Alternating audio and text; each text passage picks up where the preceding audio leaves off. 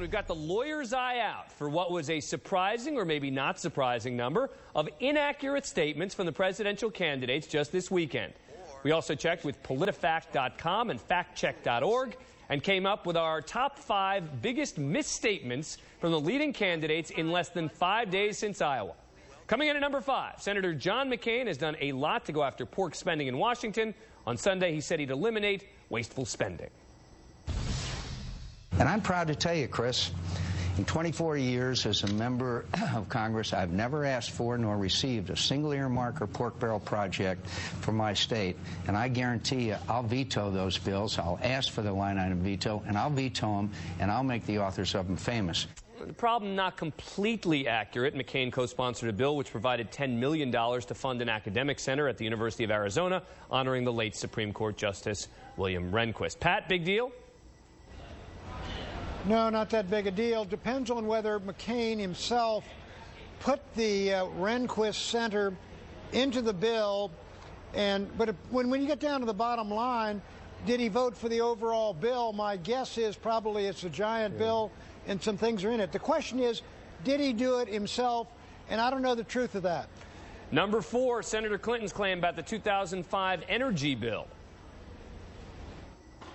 Well, the energy bill that passed in 2005 was larded with all kinds of special interest breaks, giveaways to the oil companies. Senator Obama voted for it. I did not, because I knew that it was going to be an absolute nightmare. Now, we're all out on the campaign trail talking about taking the tax subsidies away from the oil companies, some of which were in that 2005 energy bill.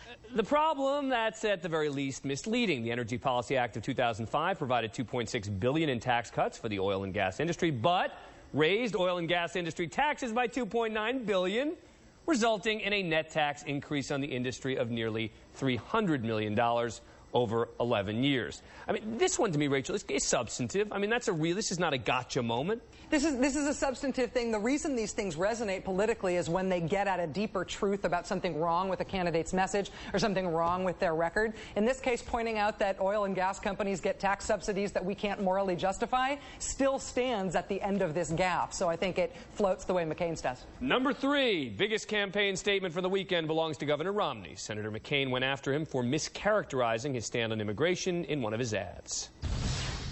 And the fact is, it's not amnesty, and for you to describe it as you do in the attack ads, my friend, you can spend your whole fortune on these attack ads, but it still won't be true.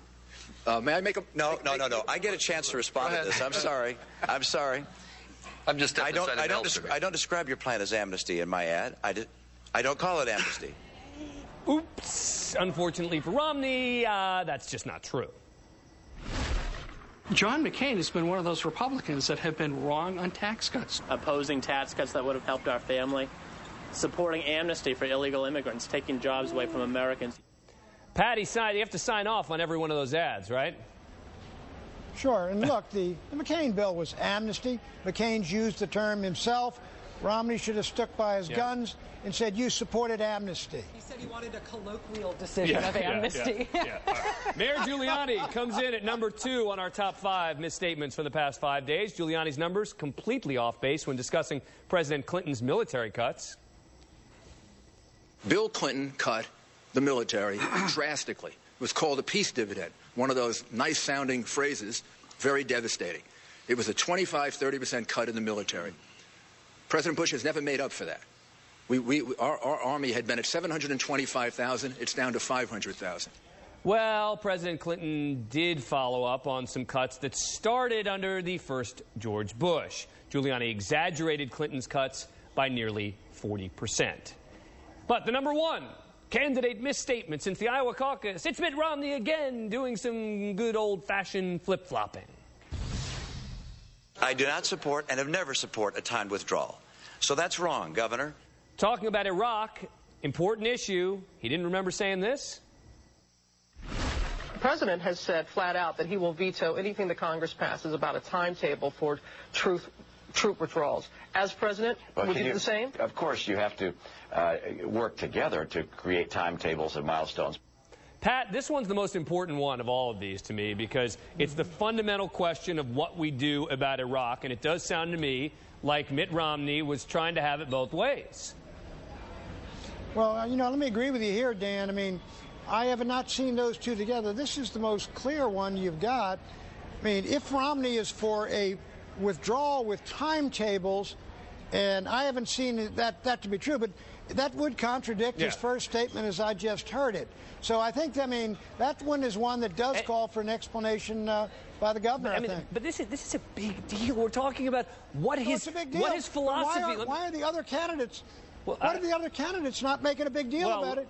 And you are. It suggests, Dan, MSNBC maybe is mistaken here. Well, and mistaken in the two sound bites I just played you?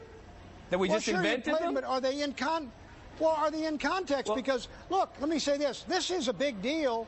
If he said, look, I'm against timetables for withdrawal, and then he says, yeah, I'm for them, we got a big deal on the other candidates. I can tell you what he'd say, Rachel. He would say, well, I wasn't saying that we support necessarily timetable. I'm saying it's something we'd need to talk about, and I've never said that we need to have timetables. But, you know, look, you got to know what his position is on timetables in Iraq, whether it was an outright dishonest comment or a misstatement or a contradiction. It's really important. Yeah, he said that we need to talk about timetables and we need to talk about withdrawal. We need to do it secretly. But he did that before he decided to demonize those things as democratic ideas to surrender. Then once he'd done that, he couldn't go back and explain why he had previously had those ideas. Rachel Maddow, thanks very much. Pat Buchanan, I got to wrap it up. Bush is for withdrawals. All right, Pat, I got to wrap it up. Pat, you're doing great work out there. It's a real thrill and honor to have you on the team this time around.